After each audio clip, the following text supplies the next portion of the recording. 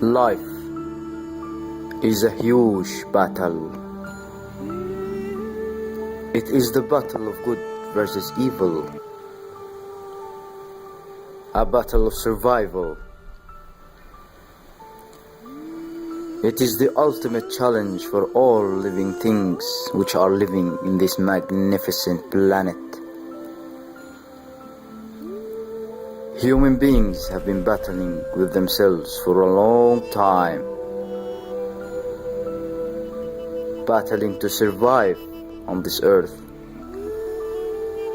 to live a better life, battling to seek the truth which lies within, battling against the evilness which surrounds them, battling against the evilness which is inside them. And as long as this evil exists, this battle will never end. My battle is simply the ultimate battle for all mankind, which is the battle of smoking.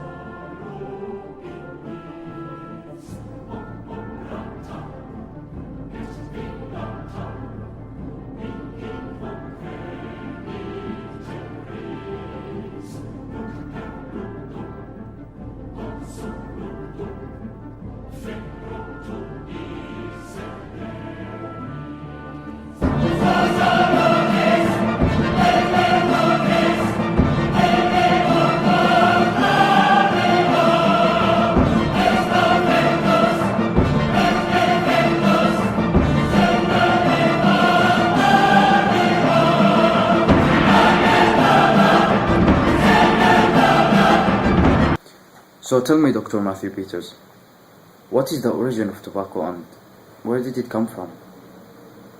Tobacco is a plant that was raised in the New World, so it wasn't discovered in Europe until Columbus discovered America, and they discovered that Native Americans were using it in their cultures for a variety of religious and medicinal purposes. Then around the beginning of the 20th century came cigarettes. And what makes it popular, Dr. Matthew? One of the things that no doubt made cigarettes popular is the fact that there is a physiologic change that occurs when the nicotine reaches the bloodstream. Because it's absorbed and reaches the bloodstream and exerts its effects so rapidly and then wears off fairly rapidly and requires another charge, so to speak, or another cigarette to achieve the blood level of nicotine. It really develops a pattern of smoking multiple cigarettes through the day. In the 40s and early 50s, people didn't realize that there were hazards of smoking, so it became very popular. There were cigarettes in the ration packs that were put together for soldiers in World War II, and believe it or not, there were even physicians advertising cigarettes. There was a Surgeon General report on the hazards in 1964, and then some changes in our society, TV commercials going off the air in terms of advertising cigarettes. So we've been moving as a society to discourage smoking if you look at it worldwide, there are probably about 6 million deaths a year that are related to smoking, which is just staggering when you look at it as a global health problem. So we really need to get the word out that this really is a serious issue for our health, the health of our community, and the health of the world.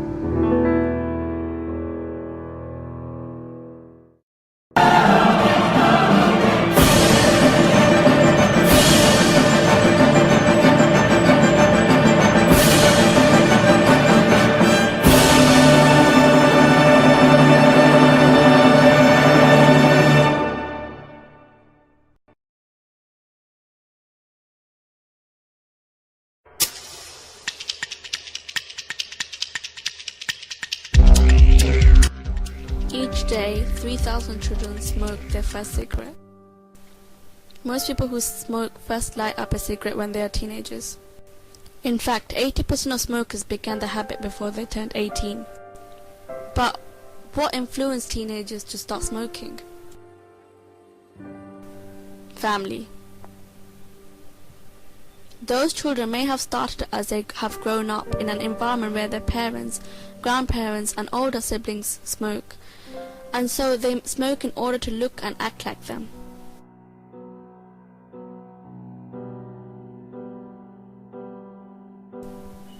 Peer pressure. Smoking may get them in with the crowd and help them make friends. If they smoke, then they will be accepted by their peers. Some children have said that they smoke to appear older and more grown up, especially if they are surrounded by young adults who smoke. Media. The images that teenagers see in the media can influence them in several ways. Some teenagers may take up smoking because their favorite film star or pop star smokes. They may think that if they smoke just like their favorite idol does, then they will appear more glamorous, attractive, or cool like them.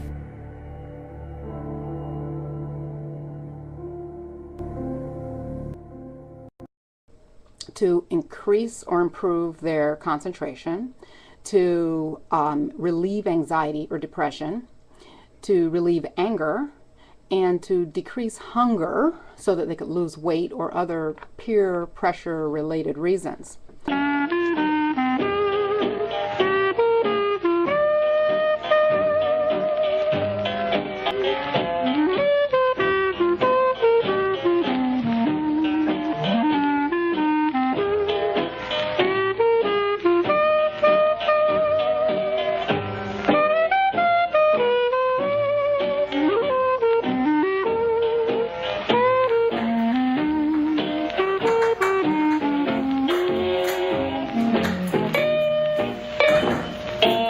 The smoker arrives home after another nerve-wracking 5-pack day at the office, grateful once again for the soothing effects of nicotine, as it made it possible for him to brave yet another day.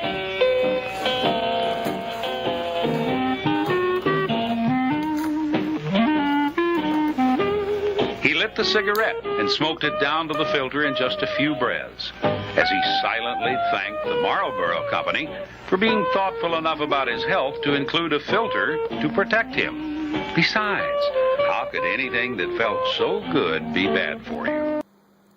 Fake records. I had a cigarette. It was 19. 17. 13. 7 years old. 16. Kidding. 18. Stop. Nigga. I think 12 years old. One of my friends had one, and he was like, try it. So I tried it, and I smoked a cigarette when I was 12. That was really the first time.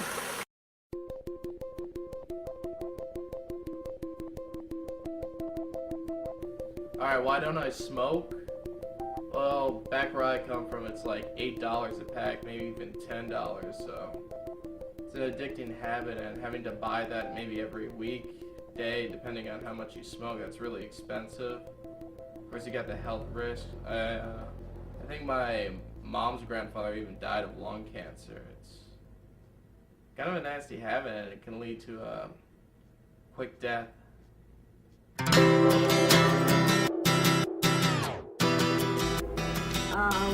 Where I'm from Colombia.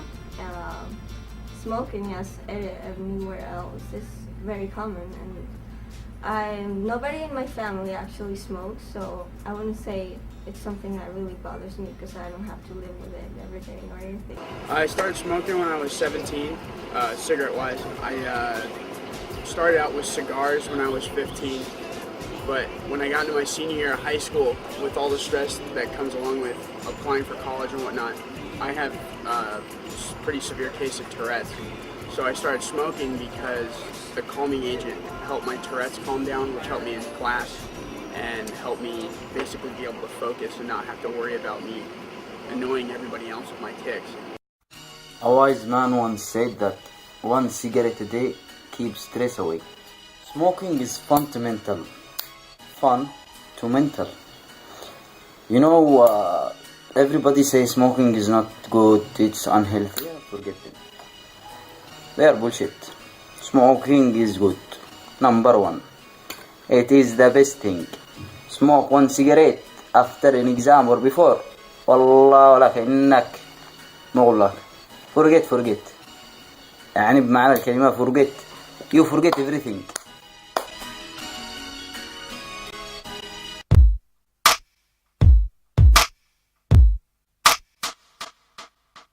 Is that how gonna sound too, Matt? When I get to smoke a cigarette.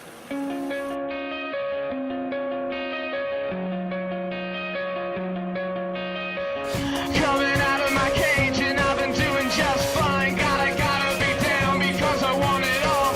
It started out with a kiss, how did it end up like this? It was only a kiss, Now I'm falling asleep and she's calling a cab while he's having a smoke and she's taking a drag. Now they're going to bed and my stomach is sick. It's all in my head, but she's touching his chest now.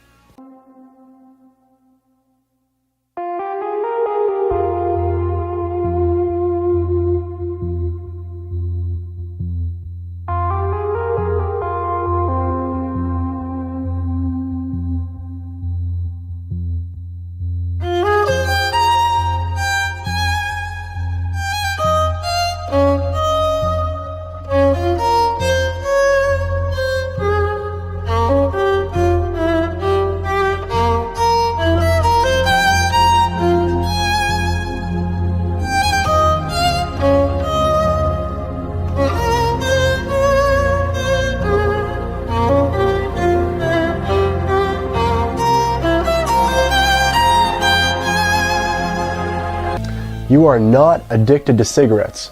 You are addicted to your body's unconscious response to those cigarettes. So you have your first cigarette, and you remember that was most likely, if you're like 95% of the people that I work with, that cigarette for you was probably really horrible, but you had to work at it. You had to work at getting good at smoking cigarettes, and now you're really good at it. You've learned something, and now you'd like to unlearn what you've learned before.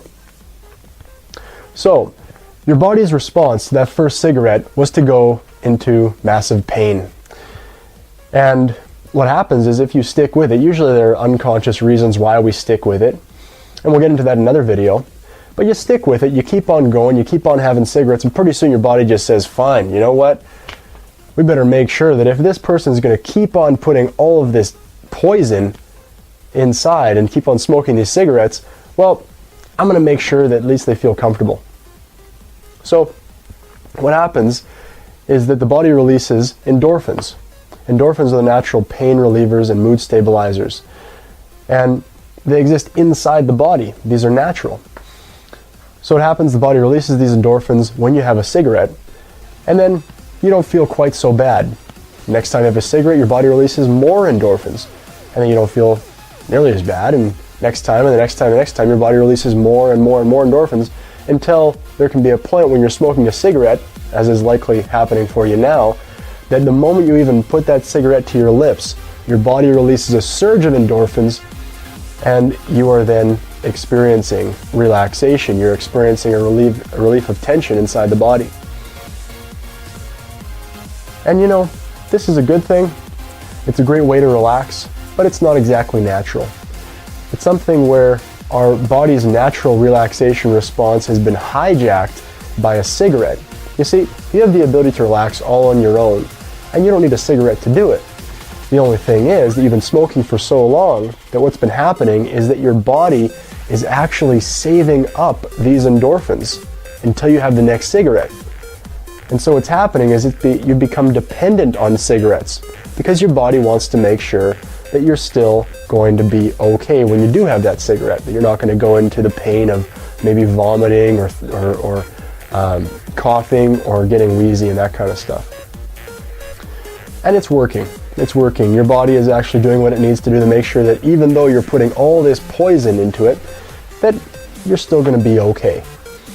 Now, it's questionable whether in the long term you're still going to be okay, because there's lots of people, as you know, that they get all kinds of cardiovascular disease, cancer, and the like from continuing to smoke. It's very interesting that nobody has ever died from giving their body some breathing space and quitting smoking. So perhaps something to think about the next time you go to buy a pack of cigarettes is that it's a pretty crazy thing to do. You see, if you go to the store to buy a pack of cigarettes, you're actually handing over your money, $10 or $12 per pack, to get something that you already have inside your body, to get the endorphins that you already have inside. And there are millions of ways to get an endorphin release that do not include smoking at all. But you go to the store and you hand over your money, and the cashier gives you those cigarettes, and then you go home, or you go to work, or you go wherever, and you smoke those cigarettes to get the endorphins that already exist inside your body. Now, this should be a natural process, but it's not, and it's pretty crazy when you think about it that way. It's sort of like me giving you my car and then buying it back from you at $300 a month. It seems completely ridiculous, but it's something that we do all the time. It's something that people do in many different cases, because there's a positive intention to that habit of smoking. And part of that positive intention, part of the reason why you're smoking, and a big part of the reason why you might find it so challenging to quit, is because of that endorphin release, and because it just keeps on happening, and because that's what you're getting, and because that's what your comfort is that you get from cigarettes. That's the way that you manage stress. It's not the cigarette. It is not the nicotine. It's actually your body's response to it. Your body responds by releasing endorphins.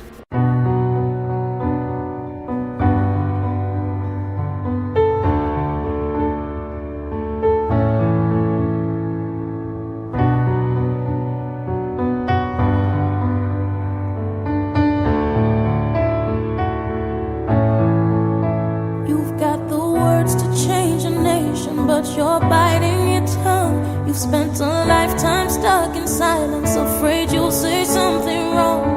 If no one ever hears it, how we gonna learn your song? So come on, come on, come on, come on. You've got a heart as loud as lion, so why let your voice be tamed? Maybe we're a little different, there's no need to be ashamed. You've got the light to fight the shadow, so stop hiding it away. Come on, come on. I wanna sing, I wanna shout. When an adequate level of nicotine is not maintained, the smoker will experience symptoms of nicotine withdrawal.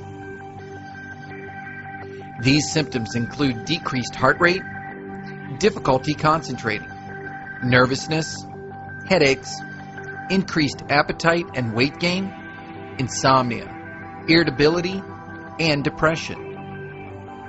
While these symptoms will diminish over time, the adverse effects of nicotine withdrawal make it difficult for most people to quit smoking.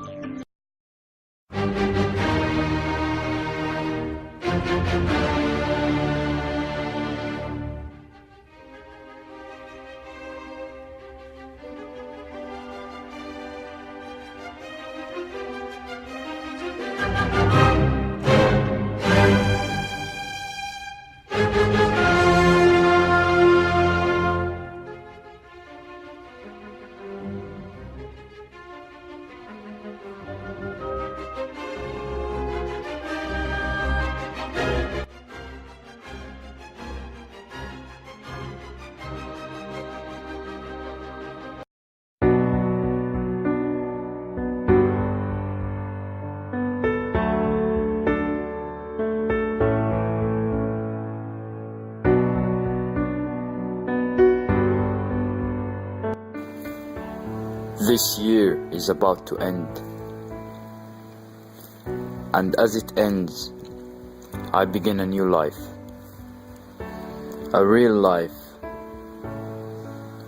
A life without cigarettes. I shall rise from the ashes of cigarettes as a newborn. I will take my chances. I will fight my battle. I will face my nightmares. I will do everything to stop this once and for all.